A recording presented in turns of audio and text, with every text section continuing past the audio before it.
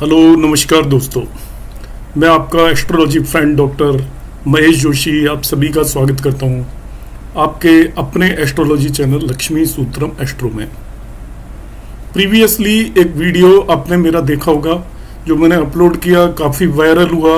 उसमें बहुत सारे व्यूज़ आए थे और बहुत सारे कमेंट्स आए थे और वो था रिलेटेड टू कन्फर्मेटिव सूत्रास ऑफ सैटर्न, जिसके अंदर मैंने सैटर्न के सूत्रास बताए थे और उनको कुछ एक कुंडलियों पर लगाकर बताया था। मगर बार बार बहुत सारे कमेंट्स आए जिनमें कि व्यूअर्स को वो पूरी तरीके से समझ में नहीं आ पाया और उनके कमेंट्स आए कि वो हमारी कुंडली पर नहीं लग रहे हैं और अभी तक उस पर कमेंट्स आते रहे हैं। तो मैंने उस पर डिसाइड किया कि मैं उसको थोड़ा और एलोबरेट करके और विस्तार में आपके सामने प्रस्तुत करूं। तो ये जो वीडियो है ये है कन्फर्मेटिव सूत्र ऑफ सैटर्न। ये सूत्र लगते ही लगते हैं जिनकी कोई फेलियर नहीं है। सभी कुंडलियों में यदि ऐसा कॉम्बिनेशन है तो ये सूत्र लगेंगे ही। अब कितना लगेंगे, किस जगह पर जाकर लगेंगे, उसे मैं समझाने की कोशिश करूंगा। और ये सूत्र जो है श्री एस.के. मेहता, जो कि बहुत रिनाउंड एस्ट्रोलॉजर और राइटर थे, उनकी बुक्स में भी ये सूत्र दिए हुए हैं और ये कितनी ही कुंडलियों पर मैंने लगाए हैं और वहां पर सटीक बैठते हैं। जिन भी आज के वीडियो पर, तो इसको एंड तक आप देखिएगा, बहुत कुछ सीखने के लिए मिलेगा। आपके एस्ट्रोलॉजी जो एबिलिटीज कैपेबिलिटीज हैं बहुत ज्यादा इससे इंप्रूव होने वाली हैं, क्योंकि ये कॉम्बिनेशन हर तीसरे आदमी की कुंडली में आपको नजर आएंगे, तीसरे चौथे आदमी। तो आपके पास जितनी भी कुंडलियां आएंगी उनमें आप ये चीजें जरूर चेक करें। तो सूत्र क्या थे जो मैंने बताए थे? ये मैंने बताया था कि whenever Saturn in water sign, watery sign 4, 8, 12 in a kundli means Saturn इन कर्क, वृश्चिक और मीन राशि, या कैंसर, स्कॉर्पियो और पाइसेस। यदि शनि किसी की भी कुंडली में इन तीनों में से किसी भी राशि के अंदर हो तो क्या होगा? Living significations of house in which 10 sign of Saturn, मकर राशि, फॉल्स गेट्स कंप्लीटली डिस्ट्रॉयड। मतलब क्या है कि किसी भी पर्सन की कुंडली के अंदर शनि यदि 4, 8 या 12 साइन के अंदर है तो उसकी कुंडली में 10 साइन मकर राशि जिस भी भाव के अंदर है वो भाव के लिविंग सिग्निफिकेशन खत्म हो जाएंगे, नष्ट हो जाएंगे। अब ये नष्ट हो जाएंगे थोड़ा ज्यादा आपको लगेगा कि बहुत ही ज्यादा स्ट्रॉन्ग वर्ड हो गया, तो नष्ट को आप ये मान के चल सकते हो। वैसे तो ये ऐसा ही है कॉम्बिनेशन, मगर फिर भी मान सकते हो कि उससे रिलेटेड लिविंग सिग्निफिकेशंस की हानि होगी, उनमें कमी हो जाएगी। लिविंग सिग्निफिकेशंस की बात कर रहा हूं मैं। तो लिविंग सिग्निफिकेशंस इंक्लूड क्या क्या होता है? लिविंग सिग्निफिकेशंस रिलेशंस, उस भाव से रिलेटेड जो भी रिश्ते हैं। जैसे सपोज चौथा भाव आ गया तो मदर, ऐसे ही आपका 5वां भाव आ गया तो पुत्र पुत्री, छठा भाव आ गया तो मामा मामी, 7वां भाव आ गया तो स्पाउस, हस्बैंड वाइफ, ऐसे ही आपका 9वां भाव हो गया तो फादर, 10 से भी फादर को हम देखते हैं इसमें। 11वां भाव आ गया तो बड़े भाई बड़ी बहन, ऐसे ही 3rd भाव आ गया तो छोटे भाई छोटी बहन। ये तो आपके हो गए रिश्ते। और आपके खुद के बॉडी ऑर्गन्स, बॉडी ऑर्गन्स का मतलब जो भाव आया उस भाव से रिलेटेड बॉडी ऑर्गन्स में आपको प्रॉब्लम होगी, उस नेटिव को बहुत बड़ी प्रॉब्लम होगी, बड़ी समस्या होगी। यहां पर तो डेस्ट्रॉयड लिखा हुआ है, पर आप डेस्ट्रॉयड नहीं भी मान के चलें तो एक्सट्रीम लेवल की प्रॉब्लम्स होगी ही होगी। अब यहां पर मैं एक चीज पहले ही क्लैरिफाई कर देता हूं। मेरे पास कमेंट्स भेजते हैं जिसकी एज 20 ईयर्स है, अब उसका 7th हाउस में 10 साइन पड़ रहा है, तो क्या उसका स्पाउस नष्ट हो जाएगा? क्या स्पाउस तो नष्ट मिलने के बाद ही होगा। तो आप उसका टाइम का इंतजार करें। यदि आपकी कुंडली में कोई कॉम्बिनेशन ये आज एग्जिस्ट नहीं करता तो आगे जाके एग्जिस्ट करेगा। अनएक्सपेक्टेड आपको ऐसा इवेंट होगा जो आप सोच नहीं रहे होंगे, और ये सूत्र बिल्कुल फेल नहीं होते, आप ये मानकर चलें। 100% केस में तो ज्योतिष की कोई भी चीज नहीं लगती, मगर ये जो अधिकतर कुंडलियों में ये सूत्र बिल्कुल लगते हैं। मैंने कितनी ही कुंडलियों में लगाए हैं, वीडियो मैंने अपलोड किया था उसमें भी 90% लोगों ने एग्री किया कि ये सूत्र उनकी कुंडलियों में लग रहे हैं। तो आप भी देखना। जिन फ्रेंड्स ने अभी तक चैनल सब्सक्राइब नहीं किया है वो इस चैनल को जरूर सब्सक्राइब कर लें, क्योंकि यहाँ पर आपको ज्ञान की और बिल्कुल सटीक गूढ़ बातें ही बताई जाती हैं। अब यहां पर जो सबसे बड़ी बात है, जो दिक्कत ज्यादातर लोगों को आ रही थी, वो थी भावत भावम थ्योरी। यदि आप भावत भावम सिद्धांत को प्रॉपरली अप्लाई नहीं कर रहे हैं तो ये सूत्र आपको गलत भी लग सकते हैं। आपको भावत भावम सिद्धांत लगाना है, जिसके लिए मैं आज का ये वीडियो बना रहा हूं कि भावत भावम सिद्धांत को हम किस तरीके से अप्लाई करेंगे। भावत भावम सिद्धांत का मतलब क्या होता है? जब भी कोई भाव कुंडली का आपके जिस चीज को सिग्निफाई करता है, मैं एग्जांपल के लिए मानता हूं 5th हाउस पुत्र को सिग्निफाई करता है, तो 5th हाउस से 5 काउंट करिए, अब जहां पर भी जाएंगे वो आपका 9th हाउस हो जाएगा, वो भी पुत्र को सिग्निफाई करेगा। इसको हम भावत भावम सिद्धांत बोलते हैं। भाव से उतने ही भाव आगे काउंट करने पे 4th हाउस यदि आपकी मदर को सिग्निफाई करता है तो वहां से 3rd चले जाइए, 3 भाव, 5th एंड 6th भाव मदर के छोटे बहन भाई को रिप्रेजेंट करेगा। 4 से 4 चले जाइए, 7वां भाव आपकी नानी को रिप्रेजेंट करेगा।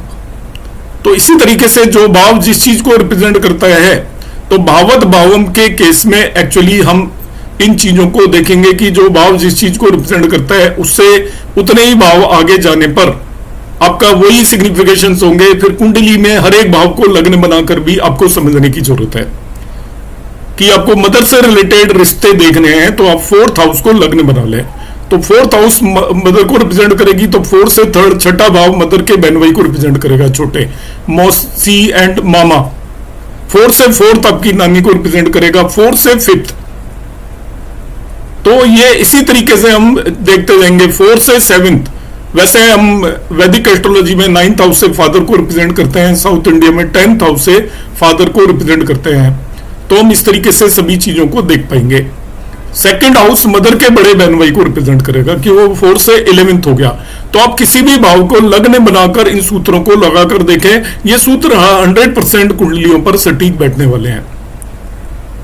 अब यहां पर एक्चुअली क्या होगा कि आपका Saturn in 4, 8, 12 sign in first भाव का केस मैं लेकर चल रहा हूं, और उसी तरीके से आप बाकी कुंडलियों को भी एनालाइज कर सकते हैं। मैंने आज जो केस में डिस्कस करने वाला हूं वो डिस्कस करने वाला हूं यदि आपका 4 साइन, 8 साइन या 12 साइन लग्न में फॉल कर रहा हो, तब क्या होगा? पहले भाव के अंदर ही फॉल कर रहा हो। ये 4, 8, 12 साइन अलग अलग लोगों की कुंडलियों में अलग अलग भावों में लाई करेंगे। एक और मेरे पास कमेंट आया, वो कहने लगा कि शनि तो 4 साइन में 2.5 साल तक होगा, तो 2.5 साल तक जो लोग पैदा होंगे उनके सभी के साथ ऐसा होगा क्या? बिल्कुल सभी के साथ होगा, मगर 10 साइन उनके अलग अलग भावों में होगा, तो उन सभी के साथ अलग अलग घटनाएं होंगी। दुनिया में ऐसा कोई भी इंसान पैदा नहीं हुआ जिसके साथ की बुरी घटनाएं ना होती हों, उसके किसी रिलेटिव्स के साथ बुरा ना होता हो, उसके ऑर्गन्स के साथ कोई प्रॉब्लम नहीं होती हो, सभी के साथ कुछ ना कुछ प्रॉब्लम होती है। तो वो पूरे 2.5 साल तक आपकी वो समस्याएं आती रहेंगी, मगर क्योंकि 10 साइन कुंडली के अलग अलग भावों में होगा सब लोगों के, इसलिए उनकी अलग अलग भावों से रिलेटेड उनके साथ प्रॉब्लम्स या समस्याएं आएंगी। मैं यहां पर एक केस लेकर चल रहा हूं, नंबर 1 केस है आपका कि किसी भी नेटिव की सपोज 4 साइन लग्न में और यहीं पर शनि आकर बैठ गया। तो हमने कहा था कि जब भी शनि 4, 8 और 12 में हो, तो जिस भी भाव के अंदर 10 साइन फॉल करेगा, मकर राशि फॉल करेगी, उस भाव के लिविंग सिग्निफिकेशन नष्ट हो जाते हैं, डिस्ट्रॉय हो जाते हैं।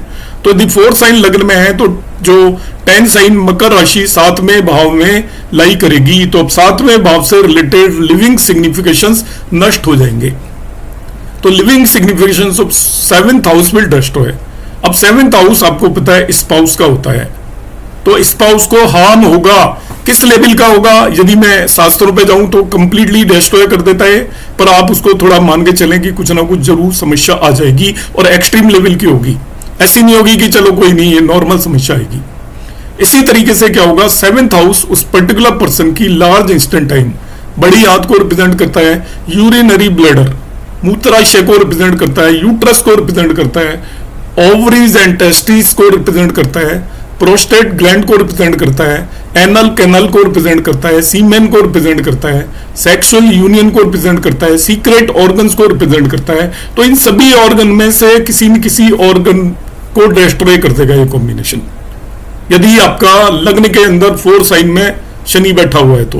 तो इनमें से किसी न किसी चीज में उसको प्रॉब्लम आएगी। आप देख सकते हो ऐसे कॉम्बिनेशंस को लगा के, यूट्रस की प्रॉब्लम आ सकती है वुमेन्स में, ओवरीज की प्रॉब्लम आ सकती है, प्रोस्टेट ग्लैंड की प्रॉब्लम आ सकती है। अब प्रोस्टेट ग्लैंड की प्रॉब्लम कोई यंग एज में तो आएगी नहीं, तो यदि ये कॉम्बिनेशन बन रहा है तो आप देखोगे उसकी 50-60 ईयर की एज में जाके ये पर्टिकुलर प्रॉब्लम आएगी, क्योंकि हर एक चीज की एक एज होती है, पर आएगी जरूर, ऐसा आप मानकर चलें। इसी तरीके से अब मैं इसको भावत भावम सिद्धांत लगाना चाहूंगा। ये यदि मैं थर्ड हाउस देखता हूं, समझा रहा हूं मैं, ये थर्ड हाउस है, थर्ड से ये फिफ्थ पड़ता है, थर्ड से फिफ्थ, थर्ड उसके उस पर्टिकुलर पर्सन के छोटे भाई बहन को रिप्रेजेंट करेगा। So it is fifth from third house. तो थर्ड से फिफ्थ आ गया तो क्या करेगा, may cause harm to children of younger brother. देखिए कैसे, ये थर्ड हाउस से मैं देख रहा हूं, थर्ड से ये जो 7वां भाव है 5वां हुआ, तो ये आपके छोटे बहन भाई के बच्चों को भी रिप्रेजेंट करेगा। तो ये छोटे बहन भाई के बच्चों को भी नुकसान पहुंचा सकता है ये कॉम्बिनेशन। और ये थर्ड से फिफ्थ पढ़ रहा है तो फिफ्थ हाउस से रिलेटेड डिजीज हो सकती है यंगर ब्रदर और सिस्टर को। फिफ्थ हाउस से रिलेटेड डिजीज बीमारियां कौन सी होती हैं, उसको हार्ट से रिलेटेड प्रॉब्लम हो सकती है, स्टमक पेट से रिलेटेड प्रॉब्लम हो सकती है, लीवर से रिलेटेड प्रॉब्लम हो सकती है, गाल ब्लैडर उसका निकल सकता है, गाल ब्लैडर में स्टोन हो सकता है, पेनक्रियाज से रिलेटेड प्रॉब्लम हो सकती है टू द यंगर सिबलिंग। ये मैं आपको थर्ड हाउस को लगने बनाकर मानकर चल रहा हूं कि थर्ड हाउस लगन होगी, आपको भाई से रिलेटेड क्या होगी, बहन से रिलेटेड क्या होगा वो देखना है, तो थर्ड को लगने माना, तो थर्ड से फिफ्थ हाउस हो गया। तो इस तरीके से हम देख सकते हैं कि यंगर सिबलिंग्स को इनमें से कोई भी प्रॉब्लम हो सकती है, यंगर सिबलिंग्स को बच्चों से रिलेटेड कोई समस्या हो सकती है, बच्चे नष्ट हो सकते हैं, या यंगर सिबलिंग के इनमें से कोई भी ऑर्गन जो मैंने बताए उनमें कोई बड़ी प्रॉब्लम हो सकती है, ऐसा मानकर चलेंगे। अब ऐसे ही यदि मैं फोर्थ हाउस को लगने यहां पर मान लू, तो फोर से जो जिसके सिग्निफिकेशन डेस्ट्रॉय होंगे 7वां भाव, ये फोर से चौथा होगा 1 2 3 4, तो मदर से चौथा भाव है, तो मदर की मदर को डेस्ट्रॉय कर सकता है। अब आप ये यंगर एज में कॉम्बिनेशन ना लगाएं, मदर की मदर के साथ कुछ मिसहैपनिंग हो सकती है, डेस्ट्रॉय कर सकता है, अनटाइमली डेथ हो सकती है, इस तरीके का कोई भी इवेंट हो सकता है। अब जरूरी नहीं है मदर की डेथ ही हो, यही होगा, उसके मदर के जो फोर्थ हाउस से रिलेटेड डिजीज हो सकती है, ऑर्गन्स डेस्ट्रॉय हो सकते हैं। So it is fourth from fourth house में डेस्ट्रॉय मदर ऑफ मदर और can cause problem related to fourth house. Mother को फोर्थ हाउस से रिलेटेड प्रॉब्लम कर सकता है, क्योंकि मदर से फोर्थ आ रहा है, तो फोर्थ हाउस से रिलेटेड होती है आपकी हार्ट, लंग्स, ब्रेस्ट, ब्रेस्ट से रिलेटेड प्रॉब्लम हो सकती है। इस तरह की प्रॉब्लम हम इसको देखेंगे। इसी तरीके से हम देखते हैं यदि मैं फिफ्थ हाउस को लग्न मान लू, तो ये जो 7वां भाव है फिफ्थ से तीसरा भाव है, थर्ड हाउस फ्रॉम फिफ्थ। तो थर्ड हाउस फ्रॉम फिफ्थ का मतलब है ये आपका संतान का भाव है, और किसी भी भाव से तीसरा भाव आपके कानों को रिप्रेजेंट करता है, गले को रिप्रेजेंट करता है, कंधों को रिप्रेजेंट करता है, हाथों को रिप्रेजेंट करता है। तो आपको वहां पर उस पर्टिकुलर पर्सन के सन और डॉटर के कंधे में प्रॉब्लम हो सकती है, उसके ईयर्स में प्रॉब्लम हो सकती है, उसके हाथों में प्रॉब्लम हो सकती है, उसके गले के अंदर किसी तरीके की बिग प्रॉब्लम हो सकती है। और इस तरीके से हम इसको इंटरप्रेट करेंगे। आप इस तरीके से इंटरप्रेट करेंगे तो जरूर आपको कॉम्बिनेशन ये बिल्कुल लगता हुआ नजर आएगा कुंडलियों के अंदर। इसी तरीके से ये देखिए, छठे भाव को यदि मैं लग्न मान लू तो छठे भाव से दूसरा भाव है, सिक्स्थ हाउस से सेकंड भाव से, तो सिक्स्थ हाउस से सेकंड हाउस है। सिक्स्थ हाउस एक्चुअली मामा और मौसी को रिप्रेजेंट करता है, मदर के छोटे बहन भाई को रिप्रेजेंट करता है। तो यहां पर यदि ये सेकंड है फ्रॉम द सिक्स्थ, तो सेकंड हाउस एक्चुअली रिप्रेजेंट करता है आपका दांतों को रिप्रेजेंट करता है, टंग जीभ को रिप्रेजेंट करता है, माउथ मुंह को रिप्रेजेंट करता है, नाक को रिप्रेजेंट करता है, स्पीच को रिप्रेजेंट करता है। तो मामा मामी को, आपके मदर के बहन भाई को, इनसे रिलेटेड किसी भी ऑर्गन्स के अंदर बड़ी कोई समस्या हो सकती है या वो डैमेज हो सकते हैं, ये हम मानकर चलेंगे। इसी तरीके से इसमें मैं सभी भावों के कॉम्बिनेशन ले लेता हूं। यदि मैं सपोज 9th हाउस लूं तो ये जो 7वां भाव है 9 से 11th हो गया है, 9 से 11th हो गया। तो 9th एक्चुअली फादर का भाव होता है, और 11th फादर से 11th मतलब फादर के बड़े बहन भाई, एल्डर सिबलिंग ऑफ फादर। तो एल्डर सिबलिंग ऑफ फादर को प्रॉब्लम हो सकती है। आप पूछे हैं फादर के एल्डर सिबलिंग को, या तो उनके साथ कोई दुर्घटना हुई हो, या वो हो ना हो, बड़े बहन भाई बच्चे ही ना हो, ऐसा भी हो सकता है बचपन में भी। पहले ही हो चुकी होती है, ये भी ध्यान रखना। इस केस में इवेंट कई बार उसकी बर्थ से पहले भी हो सकते हैं। ये कॉम्बिनेशन है, क्योंकि हम ये प्रारब्ध लेकर आते हैं। कुंडली हमारे पैदा होने के बाद नहीं बनती, कुंडली हमारी डिसाइडेड है हम कब पैदा होंगे, ये हमारे पैदा होने से पहले ही डिसाइडेड है। इसलिए बहुत सारे लोग कमेंट्स करते हैं कि वो तो बॉर्न ही नहीं हुआ, उससे पहले कैसे इवेंट हो गया। इस केस में बॉर्न होने से पहले भी इवेंट हो सकते हैं। इसी तरीके से ये 11th हाउस है एक्चुअली 9 से, तो फादर के लेफ्ट ईयर को भी रिप्रेजेंट करता है, उसमें प्रॉब्लम हो सकती है। लेग्स में प्रॉब्लम हो सकती है फादर के, और फादर परमानेंटली बीमार भी हो सकते हैं, बेड रिडन भी हो सकते हैं, क्योंकि 11th house is alternate house of disease. 6th house भी बीमारी को रिप्रेजेंट करता है, 11वां भाव भी बीमारी को रिप्रेजेंट करता है। अब ऐसे ही यदि मैं देखूं, it is 9th from 11th, यदि 11th हाउस से मैं देखना चाहूं तो 11th को लग्न बना लूं तो ये 9वां भाव हो गया 11th से, तो 9वां भाव हो गया, तो ये होगा it may cause hip and thighs problem, arteries problem to elder sibling. Actually जो 11th हाउस है ये बड़े बहन भाई को रिप्रेजेंट करता है, और 9th हाउस रिप्रेजेंट करता है आपके हिप्स एंड थाइस को। तो आपके एल्डर ब्रदर और सिस्टर के हिप्स और थाइस में प्रॉब्लम हो सकती है, मेजर प्रॉब्लम हो सकती है। जैसे आप देखते हो कि बहुत लोग बाथरूम वगैरह में फिसल जाते हैं या कहीं पे गिर जाते हैं और उनके हिप्स की बोन ब्रेक हो जाती है या थाइस में कुछ प्रॉब्लम हो जाती है। इस तरीके की प्रॉब्लम आपको नजर आएगी। इसको ही मैं एक्सप्लेन करने के लिए एक और मैंने एग्जाम्पल ले लिया है यहां पर। अब आप उसी तरीके से इसे समझ सकते हैं, सभी कुंडलियों पर लगा सकते हैं कि Saturn in 8 sign in first भाव, पहले भाव के अंदर यदि 8 साइन है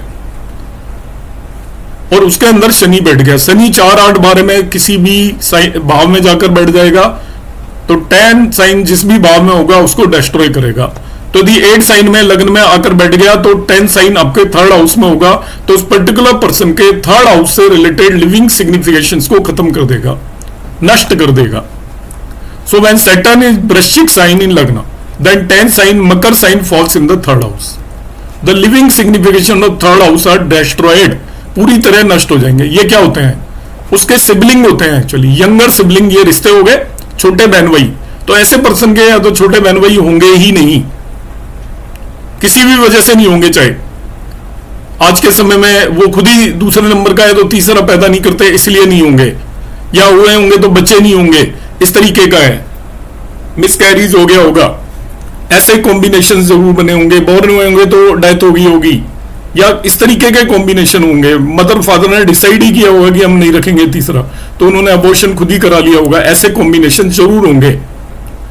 फर्दर ऑर्गन उस पर्सन के 3rd हाउस से रिलेटेड ऑर्गन्स में प्रॉब्लम होगी, ऐसा नहीं हुआ है तो ऑर्गन्स, ये राइट ईयर दाएं कान को रिप्रेजेंट करता है, थ्रोट गले को रिप्रेजेंट करता है, नेक गर्दन को रिप्रेजेंट करता है, शोल्डर्स कंधों को रिप्रेजेंट करता है, अपर लिम्ब हाथों को रिप्रेजेंट करता है, फूड पाइप को रिप्रेजेंट करता है। इनमें से कोई न कोई आपका चीज डिस्ट्रॉय हो जाएगी, लाइक उसके कानों में कोई दिक्कत हो सकती है परमानेंट, शोल्डर्स में कोई प्रॉब्लम आ सकती है, नेक में कोई प्रॉब्लम आ सकती है, हाथों में कोई प्रॉब्लम आ सकती है। अब यहाँ पर डिस्ट्रॉय को आप थोड़ा रीजनेबल वे में ले, ये नहीं कि वो पूरी तरीके से खत्म हो जाएगा, मतलब उसमें कोई बहुत मेजर प्रॉब्लम होगी, माइनर नहीं होगी, ये ध्यान रखना है। अब मैं दूसरा मान लेता हूं, it is 12th from 4th house, 3rd house destroy हो रहा है तो 4th से 12th है, 4th है मदर का। अब मदर को देखना है, इस पर्टिकुलर पर्सन की मदर का जिसका 8 साइन के अंदर शनि बैठा हुआ है लग्न के अंदर, तो मदर से ये 12th हो गया। तो 12th हाउस एक्चुअली रिप्रेजेंट करता है फीट, लेफ्ट आई, तो और क्रिपेड लिम्ब होंगे उसके, मदर के पैरों में दिक्कत होगी, लंगड़ाहट होगी, इस तरीके का कॉम्बिनेशन आपको देखने के लिए मिलेगा पक्का। उसके पैरों में दिक्कत होगी, उसकी लेफ्ट आई के अंदर प्रॉब्लम जरूर होगी। ऐसे ही देखिए ये आपका 11th है फ्रॉम 5th हाउस, ये 5th हाउस है, वहां से ये आप जो 3rd हाउस देखोगे तो 11th फ्रॉम 5th हाउस है। So it can cause the damage to left ear and legs of children. 5th से 11th है, तो 11th हाउस एक्चुअली किस चीज को रिप्रेजेंट करता है? 11th हाउस आपका 5th से 11th है, तो 11th हाउस रिप्रेजेंट करता है आपका ईयर्स को भी रिप्रेजेंट करता है, लेफ्ट ईयर को रिप्रेजेंट करता है, लेग्स को रिप्रेजेंट करता है। तो ऐसे पर्सन के बच्चों के कान में या पैरों में दिक्कत हो सकती है। ये 10th है फ्रॉम 6th हाउस, यदि छठे भाव को यदि मैं लग्न मान लूं तो उससे ये 10th है, और 10th हाउस एक्चुअली रिप्रेजेंट करता है नीज को, घुटनों को। तो आपके मामा या मौसी के घुटनों में प्रॉब्लम हो सकती है इस कॉम्बिनेशन की वजह से, क्योंकि मैंने लग्न इसको मान लिया है 6 को, ऐसे ही it is ninth from seventh house, ये सातवें भाव को यदि मैं लग्न मान लू तो सातवें से नाइन्थ हो गया, और नाइन्थ में जो प्रॉब्लम होती है इट में destroy father of the spouse.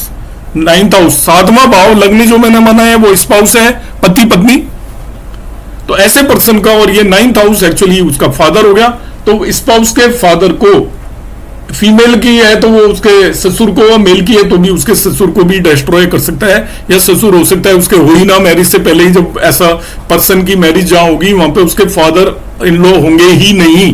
तो ये आप देख सकते हो इस तरीके के कॉम्बिनेशन है, इनको थोड़ा हमें जनरलाइज करना पड़ेगा, मैंने समझाने के लिए यहाँ पे मैं कोशिश कर रहा हूं। इसी तरीके से यहाँ पे क्या होगा, फादर ऑफ स्पाउस होगा may cause हिप्स and thighs problem, क्योंकि नाइन्थ हाउस हिप्स और थाइस को भी, स्पाउस के थाइस में या हिप्स में प्रॉब्लम हो सकती है।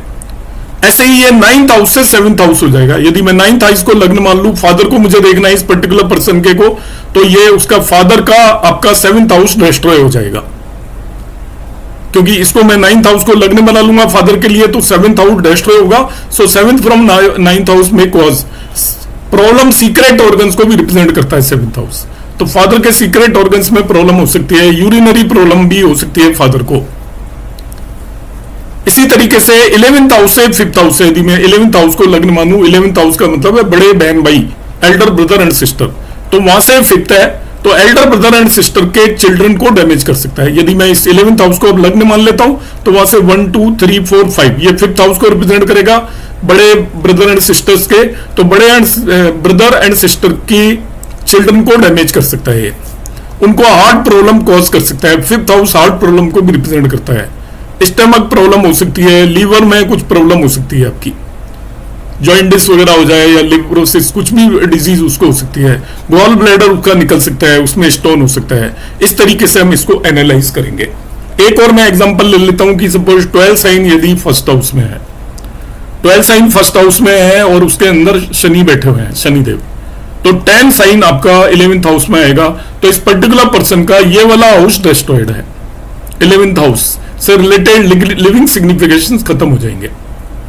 तो 11th हाउस बेसिकली क्या होता है, when Saturn in 12 sign in लग्न, 10 sign falls in 11th house, it may damage elder sibling of native. ऐसे पर्सन के बड़े बहन भाई होंगे ही नहीं, या होंगे तो वो उनके साथ कुछ मिसहैपनिंग हुई होगी, एक आध के साथ जरूर मिसहैपनिंग हुई होगी, उससे बड़े बहन भाई बच्चे नहीं होंगे, या उसके पेरेंट्स का, मदर को एबॉर्शन हुआ होगा उसके बर्थ से पहले ही, या उसके बर्थ के बाद कुछ एक्सीडेंट हो गया होगा, दुर्घटना हो गई होगी बड़े बहन भाई के साथ। इसी तरीके से जो 11th हाउस है वो आपके लेफ्ट ईयर और लेग्स को भी रिप्रेजेंट करता है, तो उस पर्सन के लेफ्ट ईयर में कुछ ना कुछ प्रॉब्लम हो सकती है, अभी नहीं है, कम एज है, तो बाद में जाके होगी, ऐसा आप मानकर चलेंगे, वो होगी जरूर, मगर और लेग्स में भी प्रॉब्लम होगी उसके। फर्दर मैं इसको यदि और रिश्तों के लिए देखता हूं, 3rd हाउस को यदि मैं मान लेता हूं लग्न, छोटे बहन भाई के बारे में देखना है, तो 3rd हाउस से यदि आप इसे देखोगे तो 9th हाउस है, तो 3rd से 9th हाउस हो गया, तो मैं इसको अपने यंगर ब्रदर एंड सिस्टर्स के लिए देखूंगा किसी के भी, तो यंगर सिबलिंग के यहां पर क्या होगा, उसके ईयर्स में प्रॉब्लम हो जाएगी, शोल्डर्स में प्रॉब्लम हो जाएगी, अपर लिम्ब में प्रॉब्लम हो जाएगी, नेक एटसेट्रा में प्रॉब्लम हो जाएगी। ये सॉरी फादर के 9th हाउस से यदि मैं देखूंगा, सॉरी यदि मैं 9th हाउस को लग्न बना लेता हूं, सारे हाउसेज में नहीं ले रहा यहाँ पे, 9th हाउस से 3rd है, 3rd फ्रॉम 9th हाउस हो गया है, तो ये आपका 9th हाउस को लग्न मान के चल रहा हूं, तो ये एक्चुअली फादर के यंगर सिबलिंग को रिप्रेजेंट करता है, चाचा या बुआ को रिप्रेजेंट करेगा आपके, तो चाचा या बुआ फादर के यंगर सिबलिंग डिस्ट्रॉय हो जाएंगे। फादर का 3rd हाउस है एक्चुअली, फादर देख रहे हैं तो 9th हाउस को लग्न मानकर देखेंगे, तो फादर से 3rd हाउस है जो डिस्ट्रॉय हो रहा है, तो फादर के शोल्डर्स में प्रॉब्लम हो सकती है, उनके ईयर्स में प्रॉब्लम हो सकती है, अपर लिम्ब में प्रॉब्लम हो सकती है, नेक में प्रॉब्लम हो सकती है। यदि मैं इसको 4th हाउस मान लूं, यदि लग्न मदर को देखना है, तो मदर से 8वां भाव हो गया है, 4th हाउस से 8th हाउस हो गया, तो ये मदर को क्रोनिक डिजीज दे देगा, उसके फेस में कुछ प्रॉब्लम हो सकती है, फेस में गेट डैमेज्ड, कोई ऐसी चोट लगेगी जो दिखाई देती रहेगी, तो इस तरीके से हम उसको इंटरप्रेट करेंगे। यदि मैं 5th हाउस को लग्न मान लूं, अपने बच्चों के बारे में देखना है इस पर्टिकुलर नेटिव के, तो 5th से ये 7वां भाव है, तो पुत्र वधु को भी रिप्रेजेंट करता है, तो ये आपके बच्चों के स्पाउस को डैमेज कर सकता है। स्पाउस को डैमेज का अब आप इंटरप्रिटेशन खुद कर सकते हो। आपके जो बच्चे हैं, ऐसे पर्टिकुलर पर्सन के बच्चे के यूरिनरी ऑर्गन्स में प्रॉब्लम हो सकती है, सीक्रेट ऑर्गन्स में भी प्रॉब्लम हो सकती है। सिमिलरली देखता हूं तो यदि मैं स्पाउस के बारे में यहां पर देखना चाहता हूं तो 7वें भाव से 5वां भाव है, 7वें भाव से 5वां भाव डिस्ट्रॉय हो रहा है, तो आपके स्पाउस का 5th हाउस डिस्ट्रॉय हो रहा है। तो स्पाउस का 5th हाउस का मतलब है स्पाउस को हार्ट से रिलेटेड प्रॉब्लम हो सकती है, लीवर से रिलेटेड प्रॉब्लम हो सकती है, गॉल ब्लैडर से रिलेटेड प्रॉब्लम हो सकती है। इस तरीके से हम इसको इंटरप्रेट करेंगे। आप इस तरीके से इंटरप्रेट करेंगे तो इसके 100% आपको रिजल्ट मिलने वाले हैं। यह फॉर्मूला कभी फेल नहीं होता, आप मान लीजिए। कॉज क्या है, इसके कॉज पर काफी रिसर्च की तो एक दो कॉम्बिनेशंस तो कुछ नजर आते हैं कि जब भी सैटर्न यदि 4 साइन में है तो वो 10 साइन को एस्पेक्ट करेगा डायरेक्ट दृष्टि से, इस तरीके से उसको डैमेज करेगा। वैसे आपका बहुत लोग कहेंगे कि कोई भी प्लेनेट अपने भाव को एस्पेक्ट करता है तो उसको मजबूत करता है, मगर सैटर्न के केस में माना जाता है कि उसकी एस्पेक्ट एक्चुअली डैमेज करती है लिविंग सिग्निफिकेशंस को। वो उस हाउस को मजबूत करेगा इन नॉन लिविंग एरिया में, मगर लिविंग सिग्निफिकेशंस को जो मेलिफिक प्लेनेट है वो डैमेज ही करते हैं, चाहे वहां पर बैठे हो तभी भी डैमेज करेंगे और एस्पेक्ट कर रहे हो। इसी तरीके से वो जब भी 8 साइन के अंदर है सैटर्न, तभी भी वो तीसरी दृष्टि से मकर राशि को देखेगा, इसलिए भी डिस्ट्रॉय करता है। 12 साइन का कोई बहुत स्ट्रॉन्ग लॉजिक नहीं है, तो वो मैं यहाँ पे बता भी नहीं रहा हूं 12 साइन से क्यों वो 10 साइन को डैमेज करता है, तो इस पर भी रिसर्च चल रही है। यदि कुछ मुझे पता चलता है तो मैं कमिंग वीडियोस में आपके सामने लेकर आऊंगा। आपको ये मेरा वीडियो कैसा लगा आप कमेंट बॉक्स में जरूर कमेंट करेंगे। अपनी कुंडलियों पर जो भी आपके पास इस तरह की कुंडली आती है उन पर इसको सबसे पहले लगाएंगे, आपकी एस्ट्रोलॉजी स्किल्स को ये बहुत हाई लेवल पर बढ़ा देगा। आप कुंडली को जैसे ही देखेंगे और आप देख लेंगे शनि 4, 8, 12 में, तो 10 साइज से रिलेटेड आप नेटिव से पूछेंगे कुछ बातें उसके या उसके रिश्तों के बारे में, तो वो 100% एग्री करेगा, क्योंकि मैंने कितनी ही कुंडलियों पर कितने ही लोगों से पूछकर देखा है। हर एक कुछ देर के लिए मना भी करेगा मगर वो बाद में कहेगा हाँ जी आप बिल्कुल ठीक कर रहे थे। ऐसा सभी केसेस में ऐसा होता है। नमस्कार, धन्यवाद।